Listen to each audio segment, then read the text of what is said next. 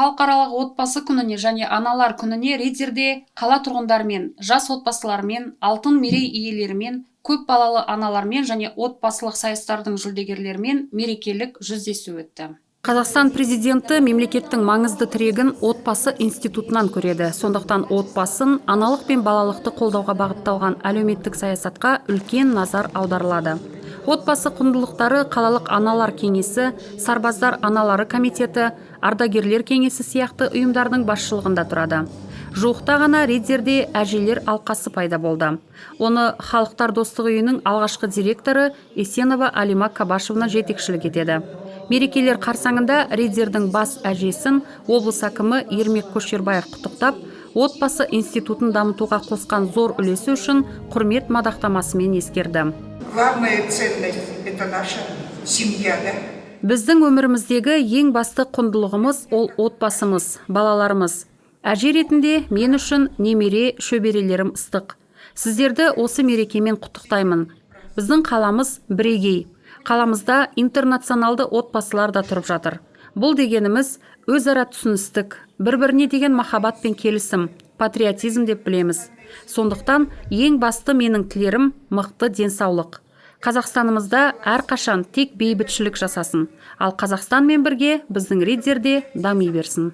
Мерекелік кездесуде тек біздің қаламызға емес, күллі елімізге үлгілі деп танылған отбасылық игі дәстүрлері жастарға үлгі болып келетін отбасылар ескерілді.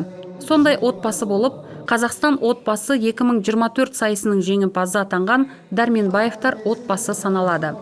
Рысбек Жексенбаевич пен Майра Кайырбаевна бақытты некеде 60 жыл отасып келеді. Балаларының, немерелерінің, шөберелерінің қуаныштарына кенелуде.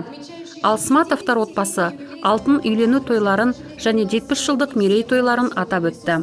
Ерлі зайыптылар бақытты, ұзақ отбасылық өмірдің құпиясымен бөлісті.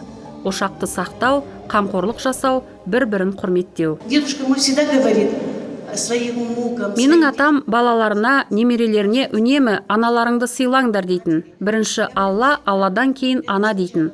Балаларымызға айтарымыз сол: аналарыңды, отбасыларыңды абыроймен құрметтеңдер. Біз абыройлы өмір сүру керекпіз.